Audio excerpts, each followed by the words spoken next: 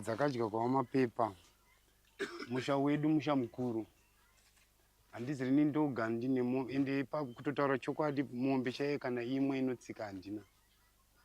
Asi mombe dzatochengeta asa kuchengeta kwacho handichengeti ndiri ndoga. Mombe dzinogara mudanga rimwe takawanda tinochengeta mombe idzodzo. Kunotori nerimwe danga riri pamba pedu futi. Rine mombe dzakanodya futi ikoko. Asi inini chiri kundikadzisa ndechekuti seivo ini ndiri kumiswa pamberi pedare ndiri ndoga. Asi musha une mombe dzine vanhu vakawanda mumusha. Zvekutondinetsa akasi kekutanga.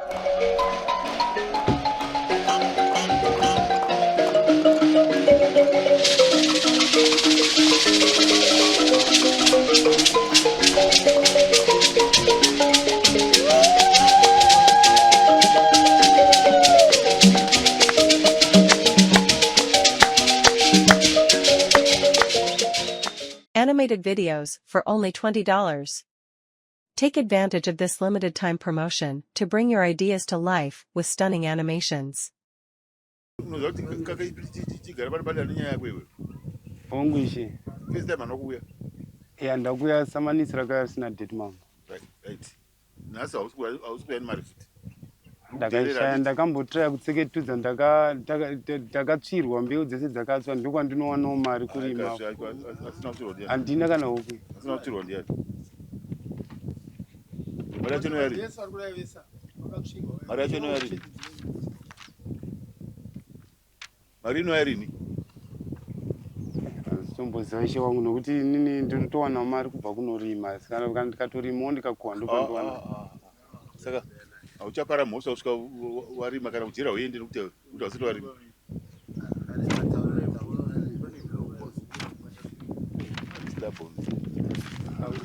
Right. Right. Inganya mombe. Next Sunday fungia bana mari. Pakaro assessment kuti mombe dzakadya. Type of crop and area damage. Type of crop: tomatoes, rape, sweet potatoes, variety Simona, Repson. Area damage 0.3 hectares plus 0.02 plus 0.007. Total 0.39 hectares. Caused by crop damage. Percentage damage 100%. History of the crop, land preparation and planting damage. Mswa 0230/01/2024. Disc harrowing hapana. Disc plowing ox drone. Mswa 0205/01/2024. Rigging hapana. Ridging hapana. Planting mswa 10/031/2024. 10 to 30.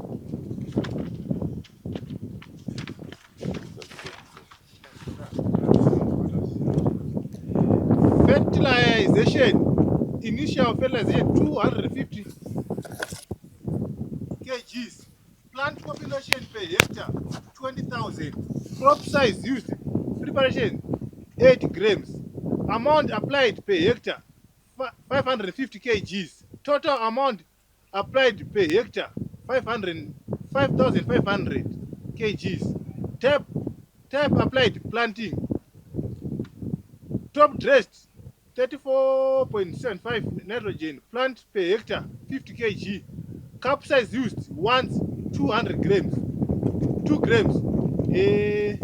Weed control method used hand. Then tobataenda stage reaping. Stage weed in the crop weed controlled at 95%. Stage reaping. Condition crop destroyed to 100% by livestock.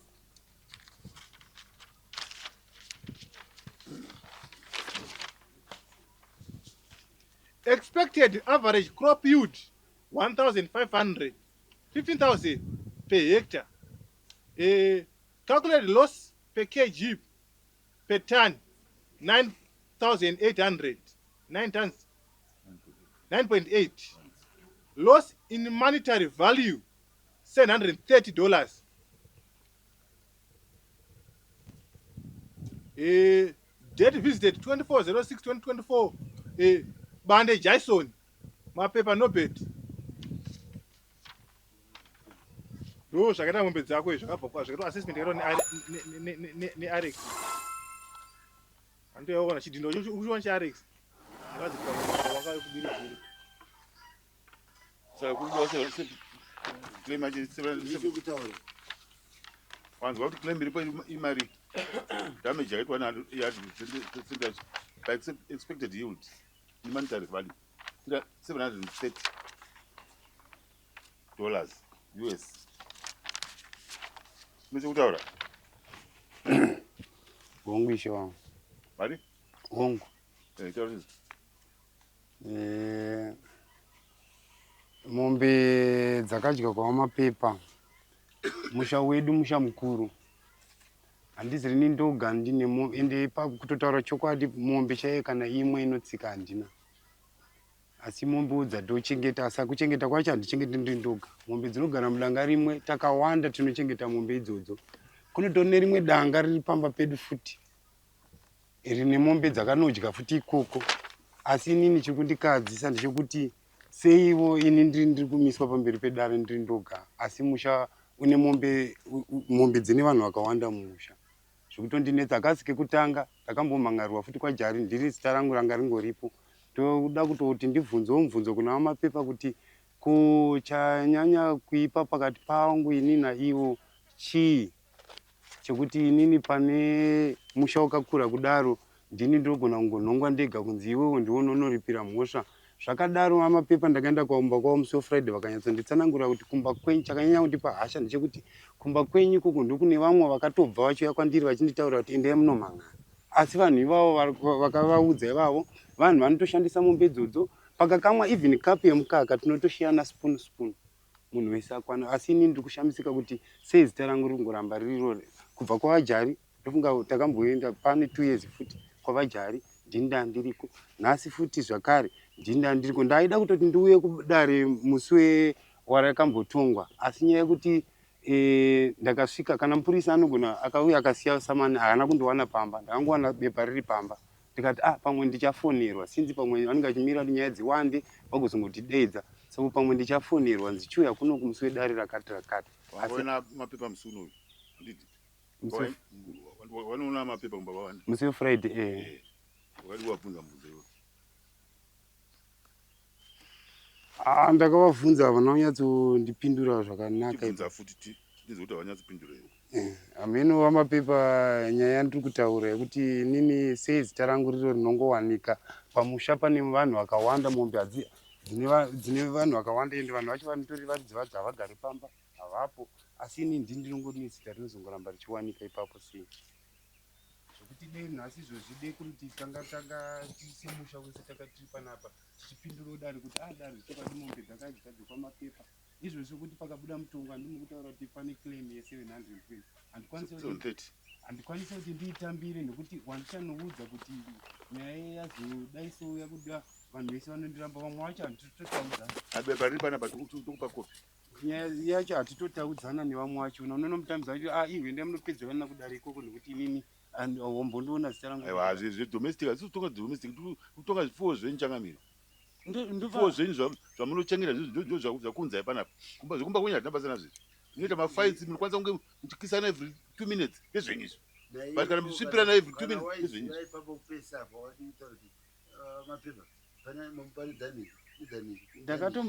ndakatombovataurira showani chega tinzi kuna mapepa kuti wandudi ndakatombovataurira hazi mwana uyu ichokwadi mubvunzo yakabvunza asi ini ndakati handigone kuziva mombe dziri mudanga kuti ninge ane 3 uye ane 5 uye ane 8 semusha chero makawanda handigoni kutsvaga vanhu kuwanda kwavo asi chandinoziva ndechekuti murume aripo pamusha anova mukuru kune vamwe ari kuchengeta nokutarisa danga ndiani zita randakashandisa wapindurwa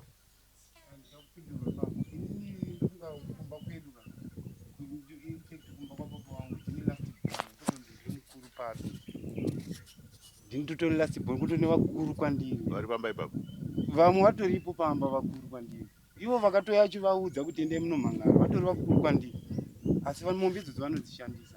Tigarai pasi sedare remusha wenyuka mubhadhara mapepa zvinhu zvatova zviri pamutemo ndosanda kuti mamapepa endaidziva kumana vaagridex vazoongorora dhameji yakaitika zviri pamutemo mupwa maassessments aonekwa neministry of agriculture inyatsoona kuti chaparadzwa saka imi kumba kwenyu kuti muchabhadhara sei kuti munobhadhara vadiki here kana kuti vakuru vacho here it's none of our business toda kuona kuti izvo mari yabhadharwa muchazviita sei hazvinei nesu chinoita kuti mumbogara pamwe chete mufudze mupepa pamwe chete ka tikuona kuti munowirirana zvikuzotaura madifferences padare pana bazvibhadhara izvo imi munotowirira dai matanga ari 15 years kana danga riri 1 mukuzivana machengetere emombe dzenyu ndimunoaziva negligence yenyu ndenyu mese collective punishment iwe uchanosvitsa chokweri nepari panapa anoda imwe kopi tokupa kopi ndichinoudza vamwe aiwa ndozvemusa wenyu izvo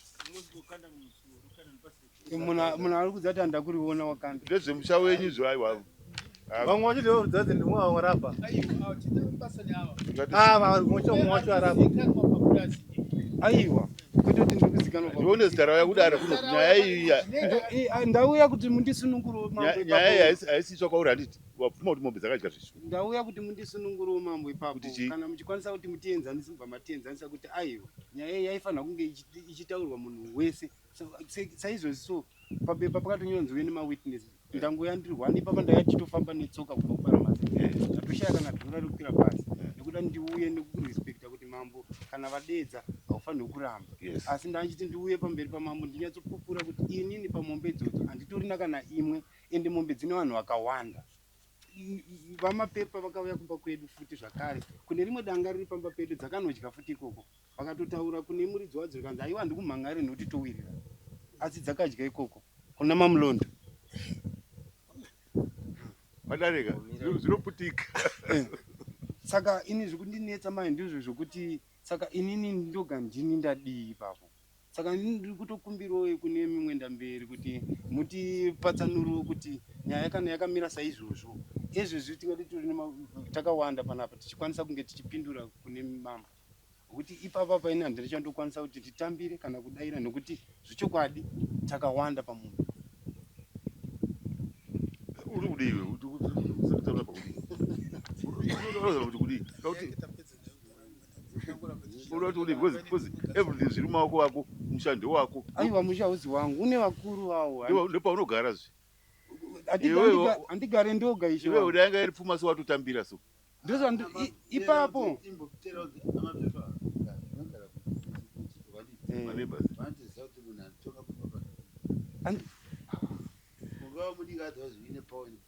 asi kuti zvaita sei kuti zvaita sei kuti purazi ronzi iwo mukuru aripo ari kwaari haagarepo vanogarapo vanoziva zvemombe ndiye uyu saka ndinganotsvaga ari kubhuruwayo ari kuSouth Africa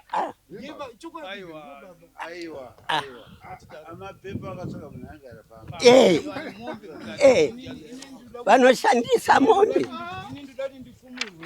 aiwa vanhu vese vari musango kamo vakutemba newe mombe dziri kuchendwa nani ishe wangu vamwe vanotoya achitotengesa mombe idzodzo achitosiya vatondituka kana senda hakusiyiri handirimisi mombe dzevanhu minda yasi yangu yandorima anoziziva ndorima netraka ini mombe dzandotochengeta ipapo dzandotongoshingira kuchengeta ndedzamai vangu dzeumai ndo zandiri kutaura kuti tiri dzimba kicheni mune mombe apa pane rimwe danga mune mombe saka ini zvandiri kuramba kuti izi nhasi ndonzi ndomirira dzimba dzese idzi inini mwana mudiki wanhasi iye zvino zvatakupedza panapa mari ida kubhadharwa nemusha wenyu kudya kwaita mombe dzenyu munda wamapepa 100% vakadhistura zvachose kana matadza kubhadhara inini tinoita basa redu totora mombe dzacho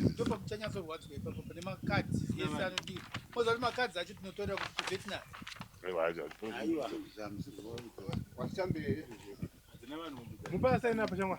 Aiwa ina ndisaine bepe nekuti ndikasaina ndatotambira mhosva yevanhu vakawanda. Usozviziva here? Usozviziva. Nyangwe ndikaiziva mambo ndinosvika ndorambirwa uku ndozoti kudii. Urambirwa kuti kudii? Kuti iwe bva pano nenyaya dzako idzi isati tiri nenyaya yako yekuti iwo wakanomhangarirwa uku. Dzinoita dzako sei?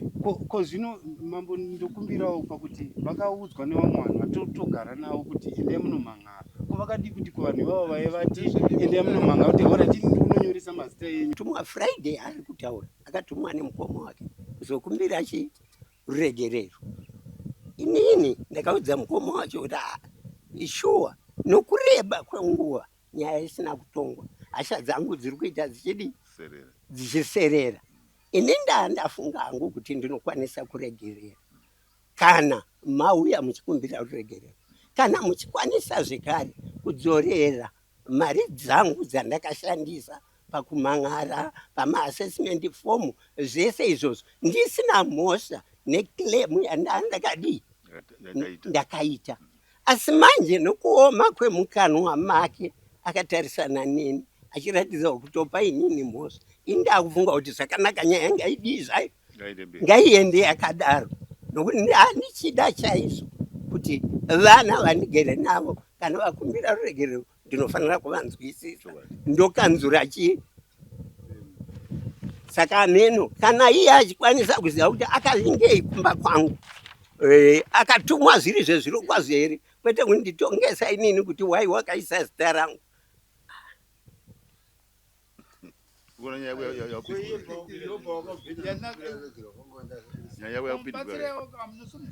Kuenda kunokumbira ruregerero vamapepa vamapepa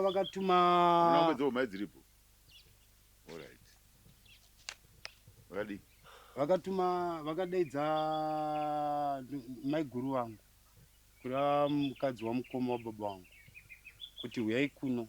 Vakabva vaenda, vabva vasvika vabva vati inini ndikuda kuti mufonere baba henyu, kureva kuti ndiye baba vakuru, kuti vauye kuno titaurirana kuti ndivaregerere.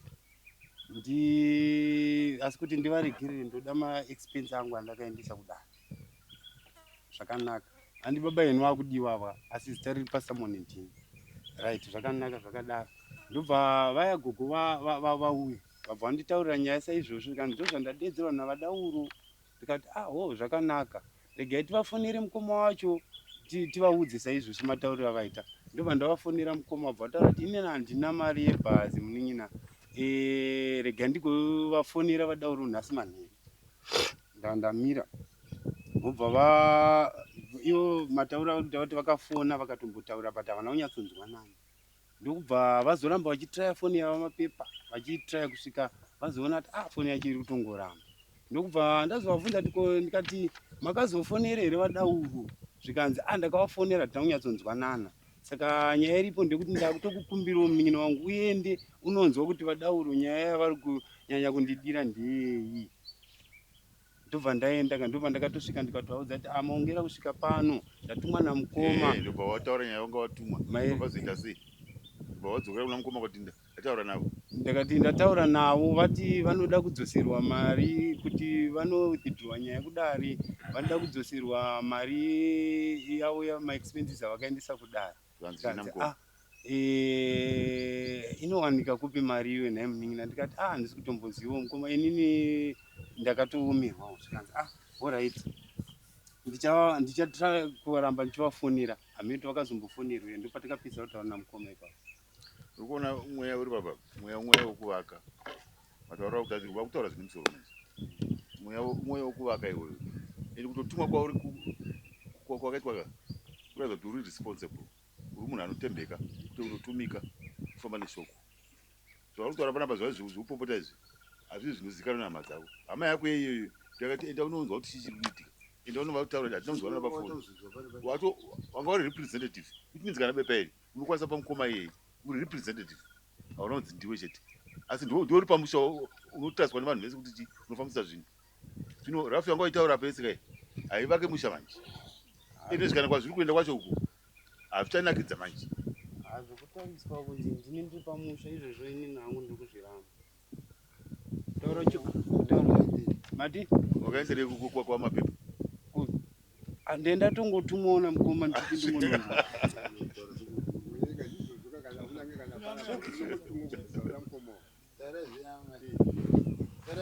Garai. Pamusoro imwenda mberi.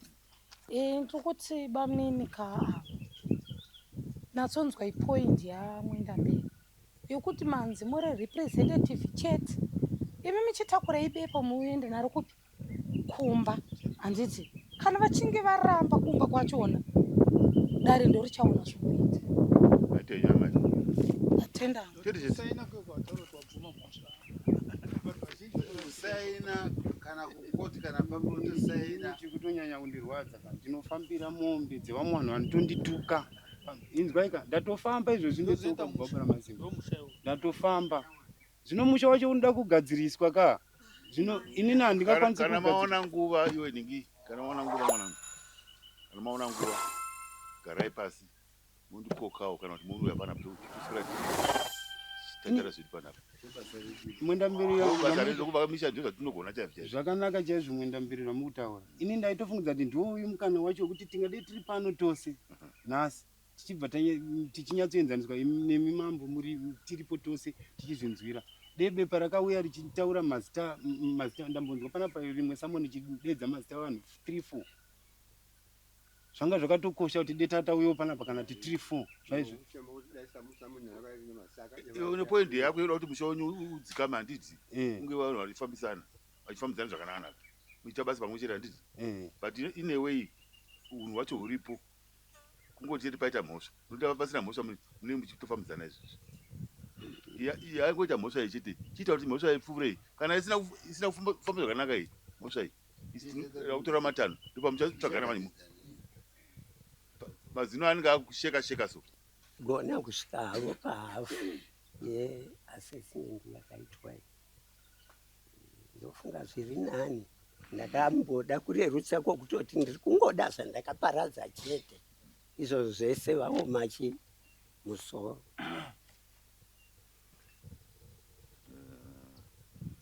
365. Yo. 365 and 350. 350. 7 3 could 1 365. 365.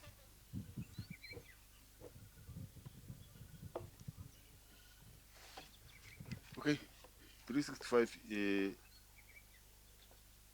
not to bother opera mwedzi uno kuti basa taenda kumunda end of after month after there by 8 October marisi wanga by